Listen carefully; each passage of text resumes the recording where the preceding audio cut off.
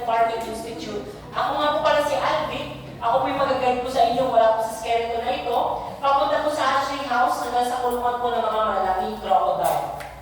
And after po nun, kung may time pa po kayo at gusto niyo po pong mag-explore, pwede po kayo pumunta. Meron po tayong nature park and reptile house. Sa nature park po, makakakita po kayo ng iba't ibang endemic animals po dito sa Palawan, Pangil and Palawan Bird and Pig. Meron din pa tayong reptile house, meron tayong snakes, iguanas, and turtles. After po na-experience po na magbuhat po ng isang baby crocodile, for 60 pesos po yun siya, unlimited shots using your cell phones. Safe na safe po, nakatape naman po yung kanyang puso, hindi po kayo makakagat. So bago po tayo mag-proceed, pakilala ko lang po sa inyo.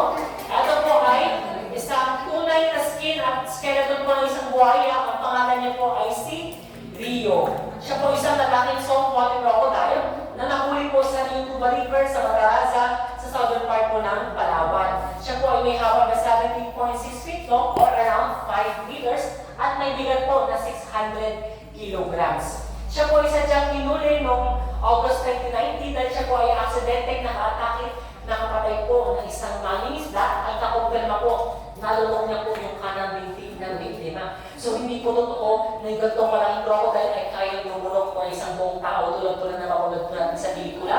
Hindi po. 1% to 2% naman po ng kanilang bigat yung kaya po nilang i-consume.